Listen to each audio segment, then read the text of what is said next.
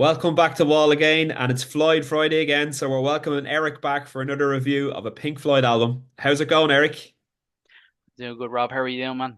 Yeah, not too bad. So this week it's none other than Meddle by Pink Floyd, released in 1971. Did you enjoy listening to this one during the week, Eric? This is up there for me. Now, I actually don't have the album marked anymore. I don't know. I think I bought this many years ago at a market or something, but All right, it's legit there. It's the middle LP. Must look cool. at getting the album marked again. But yeah, fantastic album. Absolute bangers on this. We'll probably get to the songs in a minute, but Yeah, I'm a massive fan of this. I'm a massive fan of Metal because of a DVD that I watched, but we'll get to that in a second. cool. Very cool. So yeah, this is Meddle by Pink Floyd, released in 1971. Sixth studio album by the band, and the first since Atom Heart Murder, which was released in 1970. This album's gone two times platinum in the USA, and it got to number three in the UK on its release. Elements of prog rock and psychedelia in this one, and it was again the record label Harvest, produced by Pink Floyd, and it was all recorded in London at AIR, EMI, and Morgan Studios. Yeah. So, yeah, like I really enjoyed this one. I have to say, it's definitely up there with the top tier of Pink Floyd albums. Oh yeah, definitely, man. Um, Yeah, it's definitely up there in their back catalog. Absolutely fantastic. So it's split up into two sides. Side one has five songs. Side two has one song. Is Yeah. this the first time Pink Floyd ever attempted this on an album? Eric, I don't know. You'll probably know. To date, not that I know of. I know they had an album called Gumma where they done something a bit experimental. They done the first Okay. live and then doing their own thing. But this is them really kind of showing that they're an instrumental driven band. Yeah. They can really craft soundscapes. So what you're referring to there is side two is going to be the song Echoes, Yes. which is it's an absolute masterpiece in my opinion. Absolutely. Absolutely amazing song.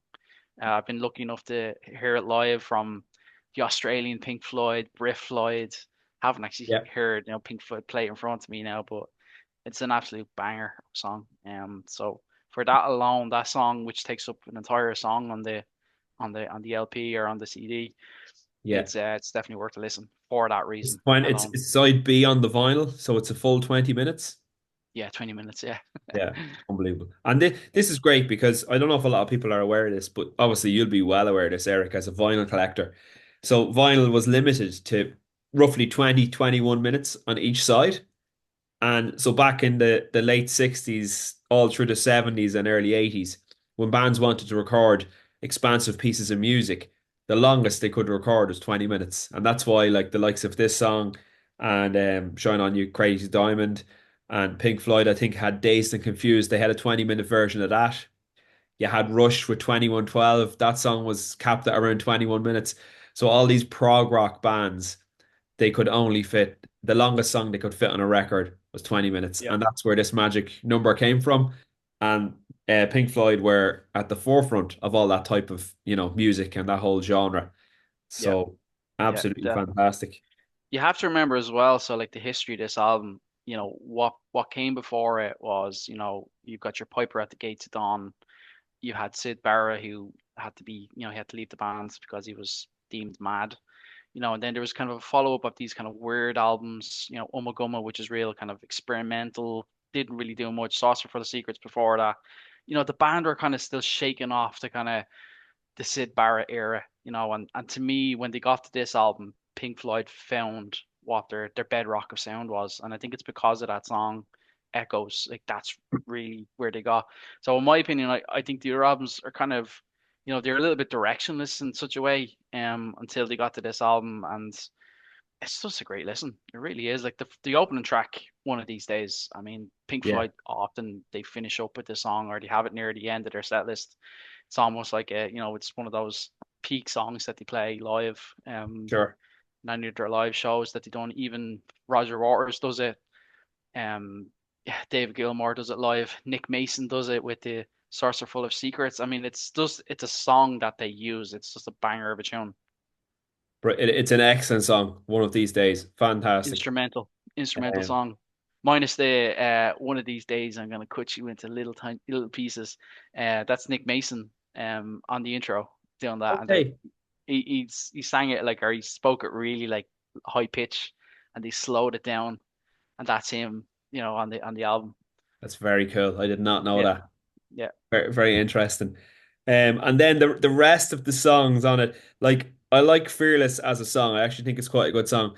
But I love Fearless. Yeah, I I'm think it's a not great song. I'm not a Liverpool fan. I'm a Man United fan. Actually, And fun fact, my dad is a big Liverpool fan, and anytime we're yes, listening to Pink Floyd, that song's on. He always like, that's the Liverpool song.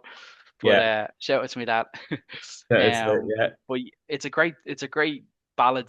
I love that song. I think it's a fantastic song. It's a lovely it's a kind of, great song. It's just a pity yeah, about the the Liverpool Liverpool. reference. Will never walk alone. Yeah, But I yeah. look from a music point of view, I'm not going to You hold forgive it. against Pink Floyd. Yeah. You'll forgive them for that.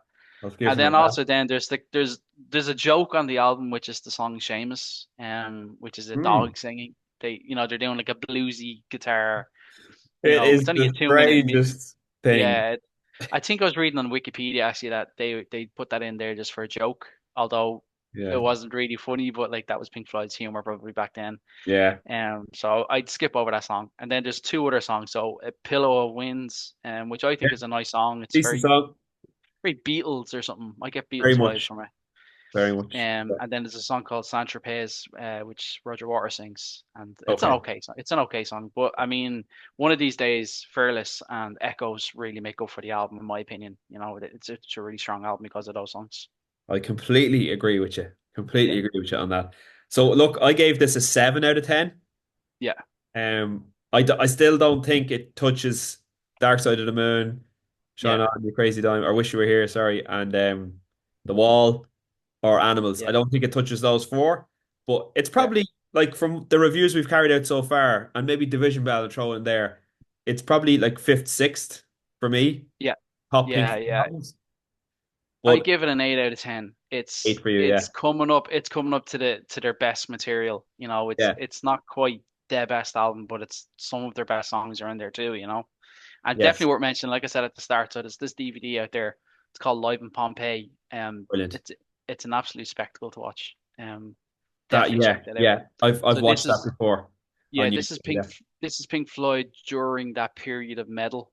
yeah, It was probably in between. They probably actually got a deal to film this out of the back of like Obscured by Clouds. okay, But they cool, they had a film crew that they went to Pompeii, and the whole yeah, idea was that they wanted to do the opposite. They wanted to do the opposite of like, like a. I don't know if Live Aid was a thing back then, but it would have been like a spectacle of a concert. But they wanted to do the inverse of that. They wanted to play to an absolute barren landscape. So they yeah, played in Pompeii, which alone, like the architecture and all, it's very picturesque. It's something special about it. But yeah, on that intro, they zoom in slowly, and they're playing echoes, and it just yes, sounds incredible. it's It's just unbelievable. Yeah. amazing, man. Yeah. It's Y- yeah, it's just incredible. Yeah, absolutely. And so the inside sleeve is very interesting. So you've got basically the four members of Pink Floyd there, but Dave Gilmour's got his head down. So I Yeah. don't know, is there any significance in that, in the fact that like he's replaced Sid in the band? I don't know. But Yeah, it's probably around that time they're finding their identity, but at that stage, David Gilmour was well in there. They'd done 3 or 4 albums at this stage, okay, right. but the front cover is very interesting actually if you flip Yeah. it. So So this is another Storm Thurgeson. It's kind of hard to see on the CD. Unfortunately, I don't have the vinyl artwork to is see, it but it's a picture of an ear, somebody's ear, and there's like ripples on it, so you can kind of okay. see, yeah, you can see the ear shape. It's very Yeah. prominent on the vinyl. You can really see it. Unfortunately, I just don't have the artwork here at the moment. So And that's like this is what you get on the front, like so sorry. it's very cryptic. So for Yeah, years I thought this was just like desert and sand and like water. yeah. It's Until an you ear. said it to me a few weeks ago, it's an ear, and I was like, which Still don't way? see it But there. But yeah, I have to say this. If you're really digging this album, Metal, you have to watch Live in Pompeii. It's the band, thus far, and then when they done Metal, they done this, and yeah, it's a fantastic watch. Definitely watch it. it certainly is. It's I iconic. think it, think it was a movie that they released as well, like in the cinema and all. Yeah. Yeah. Brilliant. Brilliant stuff. Well, look, let us know what you think of this classic album by Pink Floyd, Meddle. Me and Eric are big fans anyway. So let us know in the comments what you think. And if you could also hit the subscribe button, hit the like, hit the notification bell, all that good stuff will keep you up to date on everything that's going on in the world of music. So look, until next week, we'll have another Pink Floyd album coming next Friday. And until then, we'll chat to you next week. Bye now.